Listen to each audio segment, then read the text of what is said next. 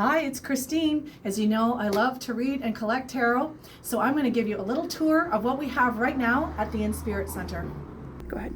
Let's start with the top shelf. Ethereal Visions is a tried and true one. This would actually be pretty good for beginners.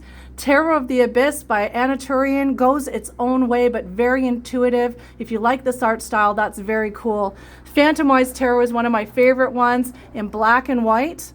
And now this one actually has a really simple book, but it's good for beginners if you like a new style. Very easy reader and no nudity in that one. We're going to take this off because that should be an oracle deck.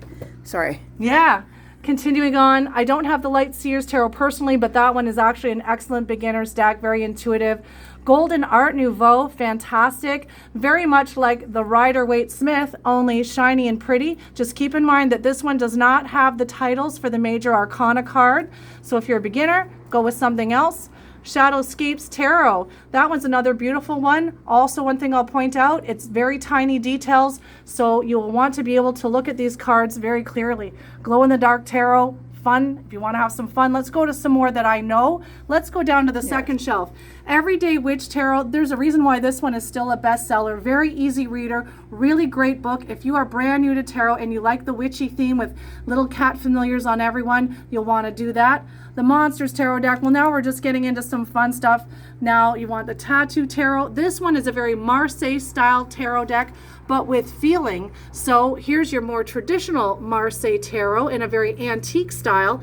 This one's going to be more modern tattoo art, but it gives you little hints as to the meanings.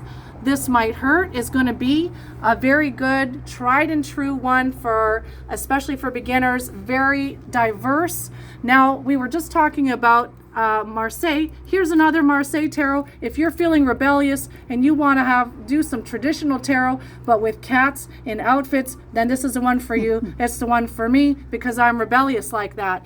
Let's continuing on. We also have Pride Tarot. We have a few that are in this vein that you might find are extra inclusive. And the Office Tarot, now we're into some fandom decks. This one's pretty cool. Now, this is one of my favorites, the borderless edition of the Smith-Waite Tarot deck. So there's no borders on it, and it's a more antique coloring of this deck right here. Same deck, different coloring. And now this is yet another version of that, also with a little bit more depth of color than this, but this is your traditional Rider-Waite-Smith ones. That's often the ones that people start out with. If in doubt, you can't go wrong with that. And then we've got the Apprentice Tarot deck, and that one's great for beginners, giving you keywords on the top and the bottom, and sometimes on the left and right for the suits.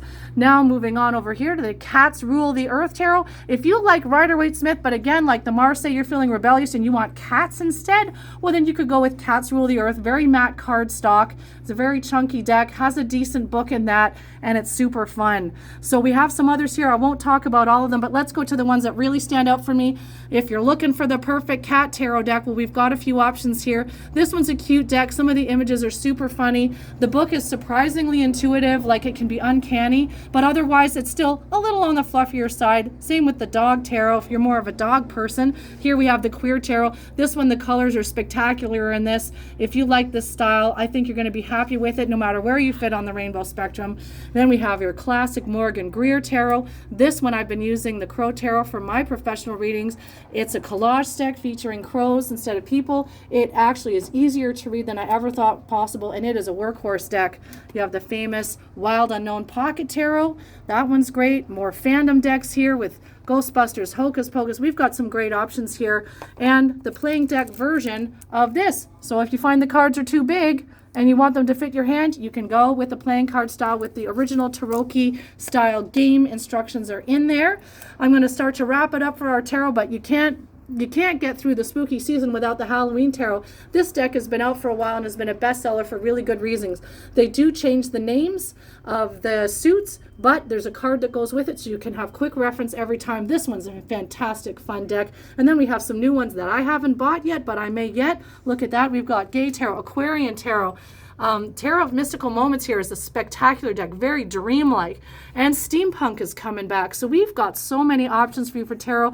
Sortilegium Tarot, I don't own it, but the images are spectacular. There are so many great options here. I didn't even talk about the Witches Tarot, the Phantasma Tarot, and Black Seed Tarot. The Black Seed Tarot was created by the same creators as the White Sage Tarot, so very minimalist and just absolutely gorgeous with animals. Enjoy! We got so much.